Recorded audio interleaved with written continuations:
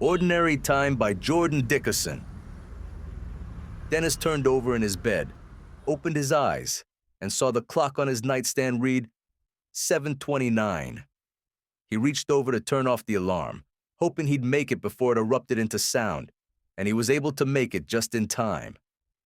Dennis pulled the blanket off himself and sat up on the edge of his bed. He stared outside his bedroom window and saw a blue jay land on a branch right outside the window. He felt something familiar about all this, like he had lived this exact moment before, and it didn't take him long to convince himself that he had. Dennis quickly got dressed and ran out of his apartment building onto the sidewalk. The city people were walking up and down the street, consumed by their own concerns about the world. Dennis ran down the sidewalk, accidentally knocking a man onto the ground in the process. Dennis stared at the man in recognition, gave a brief apology, and took off again.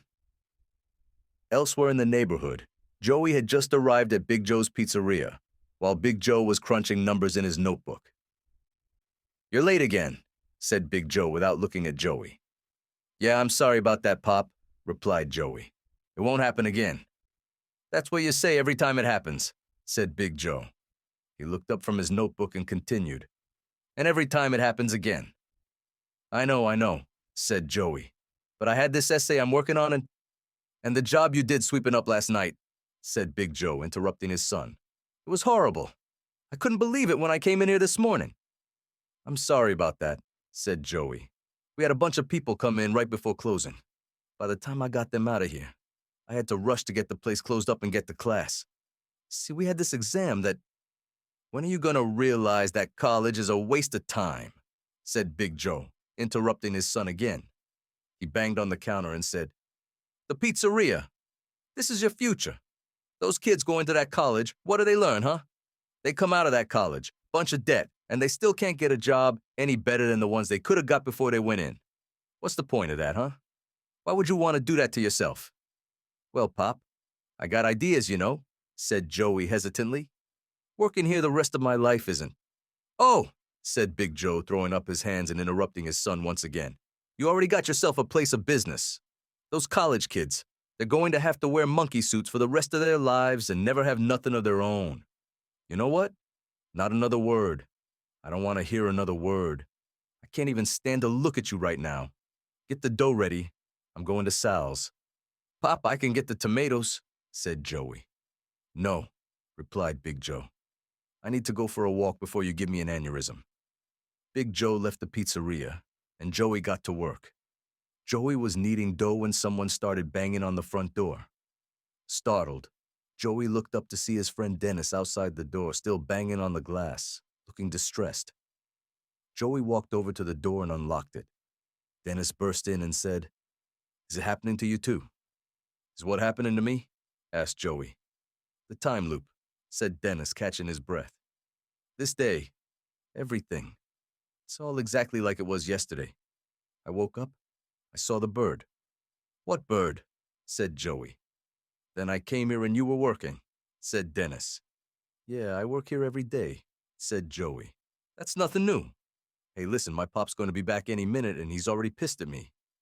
"Joe, you're not listening to me," said Dennis. "Then spit it out," said Joey. "I'm stuck in a time loop," said Dennis. "I know it sounds crazy, but you gotta believe me. Everything that happened yesterday is happening again today. It's all deja vu, I'm telling you. I don't want to be stuck in this tomorrow. You've got to help me get out of it." "What?" Said Joey, trying to make sense of the situation. "Let's say I did believe you. I'm not saying I do because you sound crazy, but let's say I did. Why come to me? What am I supposed to do about it?" "You know all that science stuff," said Dennis. "You're the only one from the neighborhood who knows anything about that crap." "Sorry, pal, but my engineering courses don't cover time travel," said Joey sarcastically. "Anyway, let's say that you really are stuck in the same day and you have to live it again tomorrow. What's wrong with that? You can spend today doing whatever you want. The world is your playground. Nothing you do matters because tomorrow it's just all going to be like it never happened. You can even try asking out Kristen again. Maybe on one of your loops, you can finally convince her to say yes." "You make it sound fun," said Dennis. "Well," started Joey, but he trailed off as he noticed a blue jay perched on a tree outside. By the time he had gathered his thoughts again, Big Joe was walking into the pizzeria with a couple of grocery bags. "Joey, you're supposed to be working," said Big Joe. "Aren't you supposed to be working? What's your friend doing here?" Again with this friend. "Is this a party or a place of business?" "He's going to hit you," Dennis said to Joey. "What?" said Big Joe, confused. "This is part of the deja vu," said Dennis to Joey. "He comes in here, he's angry I'm here, and he hits you." "Deja what?" said Big Joe. "Joey, what kind of nonsense is he going on about?" "Pop, he just showed up and—" started Joey. But he stopped when Big Joe smacked him on the back of the head. "I don't care," yelled Big Joe. "Just get him out of here." "Told ya," said Dennis to Joey. "Dennis, just get out of here," said Joey angrily while rubbing the back of his head. "But," started Dennis. "Just go," said Joey, and Dennis walked out the door.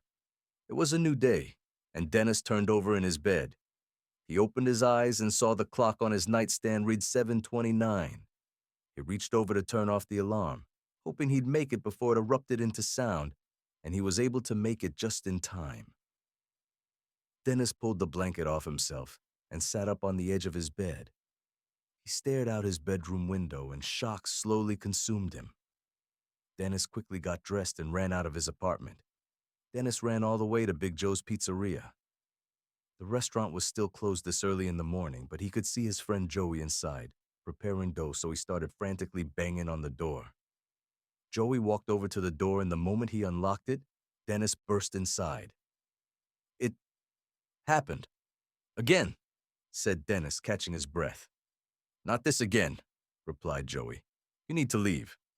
"It's all the same as it was before," said Dennis. "I woke up, I saw the bird." "What bird?" said Joey. "Then I came here." "And you were working," said Dennis. "Yeah, I work here every day," said Joey. He was about to continue, but stopped himself and shook his head. Joey looked at Dennis and said, "You're not in a time loop. You're just living a mundane kind of life. Every day is the same for most people in the neighborhood. I'm here at the pizza shop every single goddamn day doing the exact same thing and seeing the exact same people. And you have nowhere better to be. So you come here and bother me. That doesn't mean the same day is repeating itself. Time is still moving forward. We're just staying the same." Dennis rolled his eyes and said sarcastically, "Oh, and let me guess, you think that's fun? We can spend the day doing what we want. The world's our playground. Nothing we do matters, and I should try asking out Kristen again." "No," replied Joey. I think, As Joey tried to gather his thoughts, he noticed a blue jay perched on a tree outside. He was transfixed by the bird for a moment, but the moment passed when Big Joe entered the pizzeria with a couple of grocery bags looking furious.